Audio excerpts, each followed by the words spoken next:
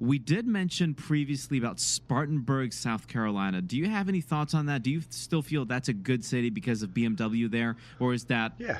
Yeah. Yeah, Spartanburg is a great example of a town in western South Carolina that was just a rural town in the middle of the South, and then it got bequeathed with a factory for BMW. And if people remember the BMW commercials where they had the wind tunnel, where they were showing off the aerodynamics in the TV commercial, and there was like a BMW 3 Series in the air, the smoke was going up and over. It was really cool. That was there. That's where that piece of equipment is. And so I like that kind of stuff. I don't love a town that depends too heavily on one.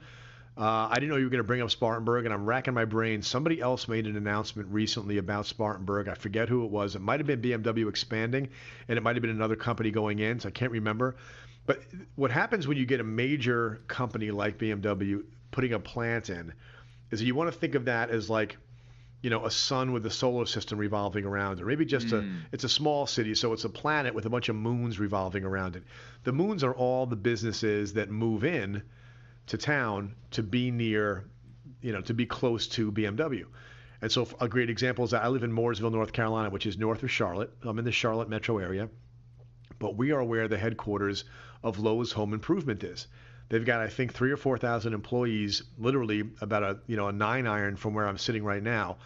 And there's so much real estate around here, commercial real estate, that is leased by businesses that have office and warehouse together because they bring their products to Lowe's, because the buyers at Lowe's, they don't jump on a plane and go to your showroom in Texas to go take a look at your product. You need to put a showroom here.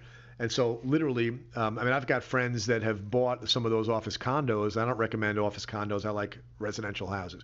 But they bought office condos like that had a little bit of office space in the front, a warehouse in the back, and their tenants are all people that sell gas grills and tools and all kinds of things to Lowe's, and they use that as.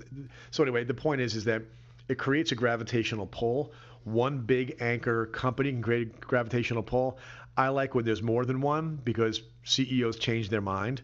And if they exit a market, it could wind up being, the thing that kind of flattens the market out for an extended period of time. But yeah, Spartanburg is a cool place. Yeah, I was thinking about jumping into there and picking up a few rentals myself. So I'm driving through there in the next couple of weekends, and I might do what you did. I might grab a camera and just record the experience. It should be a lot of fun. Do you know how to do a burnout with your car? Absolutely no idea. Oh, okay. I'll teach you. What do you drive? You probably drive a Prius, in which case it's not going to happen.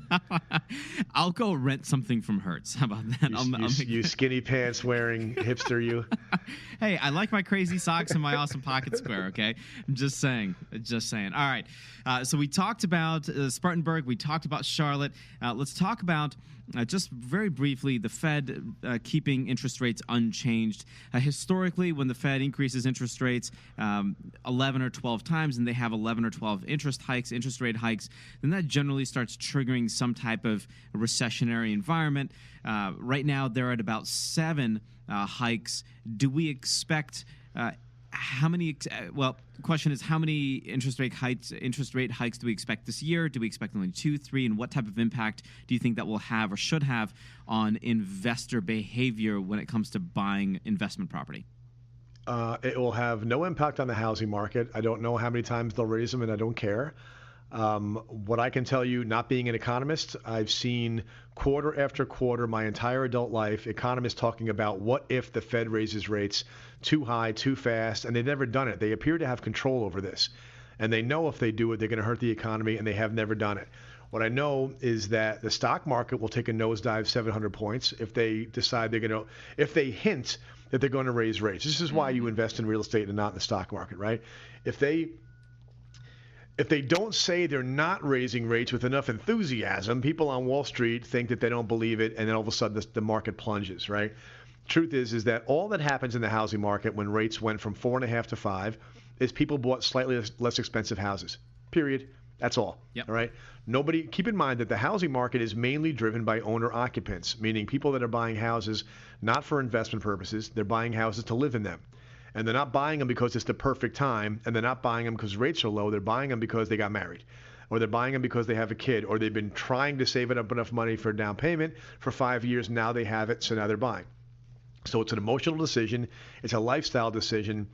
And if the rates are 5.75 when this person wants to buy, well, instead of getting a $400,000 house, they're going to buy a $360,000 house, and everything's going to be fine. So how it can affect investors is if they buy into the nonsense and the hype.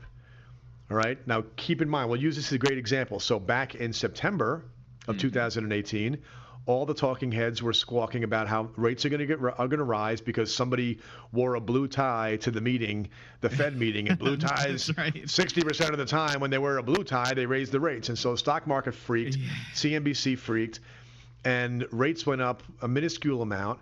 They said the market was crashing. They ascribed all kinds of behavior to buyers that had nothing to do with rates rising, because the buyers that were buying, I won't go into detail because I'll go down a rabbit hole, but they'll try to say rates went up yesterday, so home sales that happened yesterday are reflected by that, but the home sales that closed yesterday were negotiated 3 months ago, and it couldn't have had an impact on it because it hadn't happened yet. Then rates went down again last month, and those same talking heads said, this was great. The headline was, rates go down, I'm paraphrasing, rates go down, but it's not going to help the embattled housing market. Well, there's no embattled housing market right now. The embattled market is the stock market. The housing market is ignoring all that noise. And now rates ticking up again.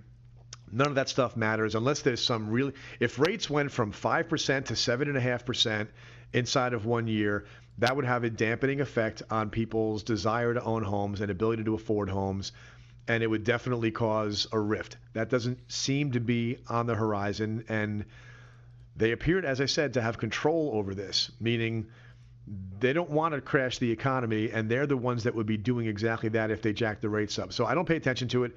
That is noise. You know, I told you in the last segment, what I'm doing right now in the middle of all this noise is I'm buying, and I'm paying at market value for the houses I'm buying, because I'm buying in places that I know deep in my bones are going to pop in value, and so I can afford to pay what they're worth today because of what I know they're going to be worth in the next 5 years, 10 years. At the end of the day, we always need to ask ourselves if we're bullish on the U.S. of A. And if we are, buy property, buy smart, right? Take your time and understand the area. You don't want to buy in an area where you have news saying, oh, well, we have thousands of jobs lost, right? That's a little bit of a problem. That's what you call stupidity. You don't want to go against the grain with that. Yeah, if they're closing the factory, don't buy a property there, which is why if there's only one factory, maybe you don't buy there. But that's the kind of research that you can do. And right now it's happening all over the place. You know, when they open up a Home Depot in a town, that means somebody at Home Depot thought that this is a good place to put a store for the next 100 years. And they bought a big chunk of land, and they put millions and millions and millions of dollars into building that facility because they think there's enough people with homes that they're going to want to improve in that market. That's not a short-term decision they made, and you can look at things like that and make decisions on the back of it.